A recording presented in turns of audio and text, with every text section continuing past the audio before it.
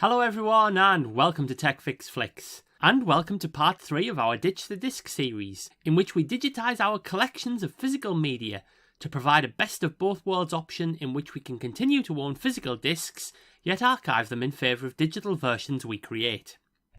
In part 1, we archived our collection of operating systems, applications, utilities, games, encyclopedias, clip art, photographs and fonts. In part 2, we created single files for each of our movies and television shows. In this episode, we will use lossless compression to create perfect reproductions of our music library as we archive our CD collection. Join us as for the final time we ditch the discs. We begin by installing a piece of free software which we will use exclusively throughout this tutorial. The software in question is MusicBee, and as well as a standalone download, it can be acquired from the Microsoft Store app, which we will now do. Navigate to the Microsoft Store, which is ordinarily accessible via a prominent tile on the Start menu. In the event that it isn't, it will almost certainly be available by scrolling to M in the alphabetical list of all apps. We click to run the Store app and are taken to the home page. The content here is dynamic and will have changed by the time you view this video, so expect this page to appear different than shown. Click in the search box toward the top right of the window and type MusicBee, then click on the only result which appears. On the MusicBee page, click the Get button and wait as the installation progresses. A progress bar will highlight the status of the installation and a pop-up notification will advise as to completion. Clicking the Launch button in the Microsoft Store app will also immediately launch the program and invite you to make a language selection. We close the Microsoft Store app in the background purely to focus on the installation, and we note that English here is UK or International English and that US English needs to be specifically selected. We also note a good selection of additional languages available from the drop-down. If you have music files which you wish to import, you can select directories to scan from this window. We choose not to select this option because our existing music files are in MP3 format. In this tutorial, we will be archiving our music CDs as lossless FLAC files. Had we have performed this tutorial as recently as half a decade ago, we would have been advocating for the use of MP3 for its compact size, but in the modern era of generous storage space, the FLAC format represents a true phonic equivalent to the original, and while still compressed, sacrifices none of the original track in the way that MP3 does. We therefore begin with an entirely blank canvas, soon to be filled from the shelves of our CD collection. We expand the main window to full screen and physically insert our disc into the disk drive. For this tutorial, we have selected REM's 1992 masterpiece Automatic for the People and are using the original disc from that year. Provided our PC is connected to the internet, the disc will be checked against a range of online databases and a list of suggestions shown. In the absence of a UK listing, we select the US entry. This immediately populates our RIP screen with artist, album, genre, year, track listing and artwork. As these databases are often sourced from user content, we check for errors, omissions, spelling mistakes and format inconsistencies, and we settle on a final version having applied our changes. As this is our first CD RIP, we also need to apply some changes to the RIP settings, which will be applied to this and all future discs. By default, the encoding format is set to MP3. Were we to use this setting, all our RIPs would encode in a lossy format, sacrificing some of the original sound in accordance with an algorithm. We want to precisely duplicate the original disc, so we click on the drop-down menu, which reveals our options. In terms of lossless formats, we could use WAV, although this would be uncompressed and therefore would generate a prohibitively large file size. We could also use FLAC, although this is more suited to the Apple ecosystem. We therefore select FLAC for lossless compression with wide compatibility. With FLAC selected, we now change the destination for our ripped files from the default ripped files directory to one of our choosing, which in this case is our personal music folder. We now move to how the music files within that directory will be organised. We change the default by clicking on the relevant box, and we click to add the relevant field to the template editor until we are satisfied with the outcome. We opt for a directory system of named artists, followed by subdirectories of specific albums. Our file names will repeat the artist name and album title, before adding the track number and track name. Our rationale behind the duplication here is that tracks may later be removed to locations where they are not housed within their artist album directories. We tick the box marked Validate RIPs using AccurateRip.com, which immediately generates an error message. The message is self-explanatory and encourages us to click the Lookup button in order to retrieve the read offset for our disk drive. We therefore click the Lookup button before reticking Validate RIPs using AccurateRip.com and further ticking Always Show Results.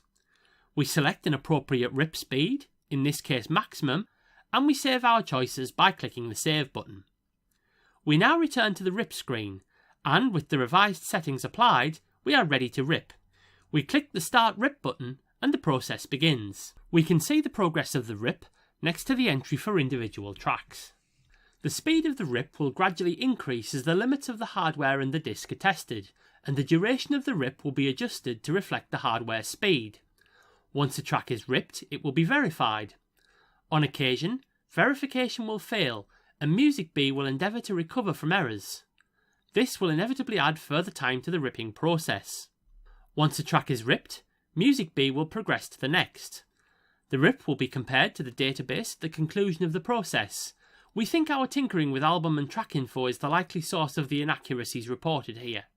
Before removing the disk, click Continue. Prior to ejecting the disk, MusicBee performs volume analysis. Once complete, the disk will be ejected, and we can file it away for safekeeping.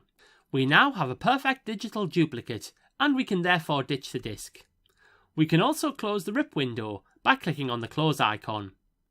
We now have our very first album added to our library, and, with the addition of headphones or speakers, we can click to play any track or the whole album. However, we can go further and add lyrics to each track.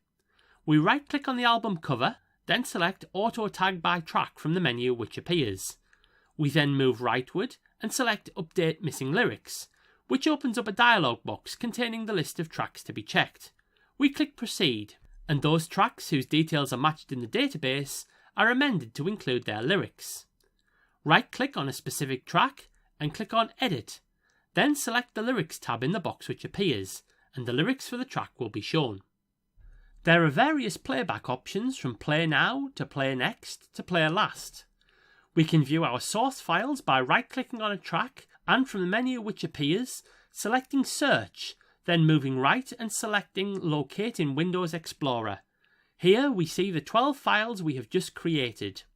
Viewing their properties, we note that these files take up 295 megabytes of space, which may come as a shock to those more used to the smaller sizes of MP3s. Indeed, when we converted the entire TechFix Flicks CD library at the start of 2018, the total file size came to just under 225 gigabytes, so again, sufficient space is needed to store the data. Given that we now possess CD quality original files, we can easily generate MP3s with smaller footprints. Simply select the complete album by clicking on its cover, right-click and select the option to Send To, and move rightward to select Format Converter. We can now create duplicate MP3 files, which will leave the original FLAC files untouched. We can encode these duplicates using an encoding profile, selecting one of 4 profiles which we will discuss shortly. For now we will select Maximum Quality. We also need to select a destination folder for the converted files. For the avoidance of confusion, we pick a directory entirely distinct from that hosting our original files. As before, we use the template editor to determine our file structure and file naming conventions. For consistency, we replicate the structure previously used. With our naming conventions saved, we also opt to embed the album artwork into the converted file, which will also inherit properties including lyrics from the original. Once we click Proceed, the conversion begins.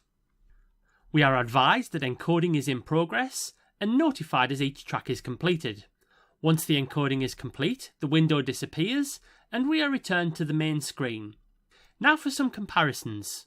Using the default settings, maximum quality yields 121 megabytes of files, whilst high quality, reduces this to 91 megabytes, with standard quality reducing the same album to 67 megabytes.